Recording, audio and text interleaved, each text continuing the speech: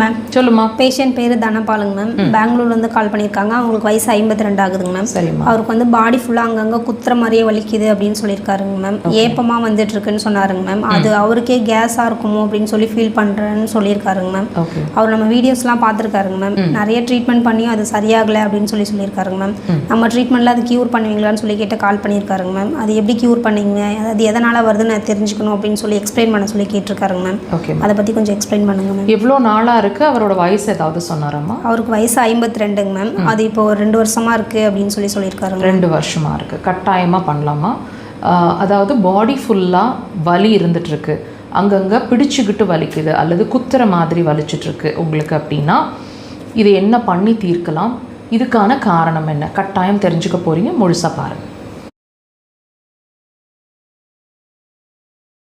பாடி ஃபுல்லாக pricking pain இருக்குது, எனக்கே உணர முடியுது, கேஸ் பிடிச்சிக்கிட்டு வலிக்குமோ, முதுகில் பிடிச்சிக்குது, காலில் பிடிச்சிக்குது, கழுத்தில் பிடிச்சிக்குது, தோள்பட்டைகளில் பிடிச்ச மாதிரி வலிக்குது, அழுத்துனா சிலருக்கு ஏப்பம் வரும் அந்த பெயின்ஃபுல்லாக இருக்கிற இடத்துலையோ, சாதாரணமாக ஒரு ப்ரெஷர் கொடுத்தாலோ பிடிச்சாலோ ஏப்பம் வர்ற மாதிரி இருக்கும். இந்த மாதிரி அடிக்கடி நடக்குது அல்லது கண்டினியூஸாக வலி இருந்துகிட்டே இருக்குது அப்படின்னா இதை அக்குபஞ்சரில் நாங்கள் எப்படி அணுகிறோம்னு நீங்கள் தெரிஞ்சுக்க போகிறீங்க.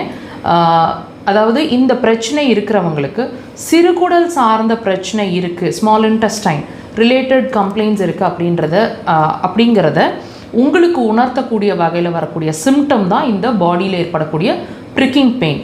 வலி வந்து உடம்புல ஏகமாக அங்கங்கே எங்கே வேணாலும் வலிக்குது. இதுக்கும் சிறுகுடலுக்கும் என்ன சம்மந்தம் கேட்க தோணுது இல்லையா?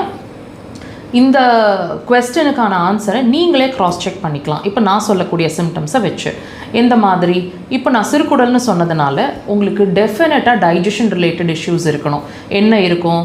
ஃப்ரீக்வெண்ட்டாக ஏப்பம் வந்துக்கிட்டே இருக்கிற மாதிரி இருக்கிறது, ஃப்ளேட்லென்ஸ் கீழ் வழியாக காற்று பிரிஞ்சுட்டே இருக்கிறது, அல்லது ஏப்பமே வரமாட்டேங்குது, வயிறு உப்புசம் ஆகிடுது, வயிறு ப்ளோட்டிங் ஆகிடுது, சில உணவுகளை சாப்பிடும்போது வயிறு டைட் ஆகிடுது, கேஸ் நிறைய உப்பிட்டு இருக்கிற மாதிரி இருக்குது, பானை மாதிரி ஆகிடுது வயிறுன்னு சொல்லுவாங்க, அல்லது அடிவயிறு சம்மந்தமான பிரச்சனை, அடிவயிறு ஹீட்டாக இருக்குது, வெயிட்டாக இருக்குது, உள்ள கேஸ் உலண்டுட்டே இருக்கிற மாதிரி இருக்குது, முழுசாக மோஷன் போன மாதிரி ஒரு உணர்வு இல்லை, ஷோல்டர் பெயின் இருக்குது, நான் எமோஷ்னல் டைப், முதல்ல அப்படி இல்லை இப்போ ரொம்ப எமோஷ்னலாக வீக் ஆகிட்டுருக்கேன் ஃபீல் பண்ணுவீங்க.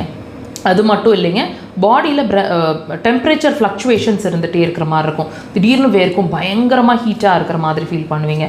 இதில் ஏதாவது ஒன்றாவது குறைஞ்சபட்சம் இருக்கும். வாட்ச் பண்ணி பாருங்கள்.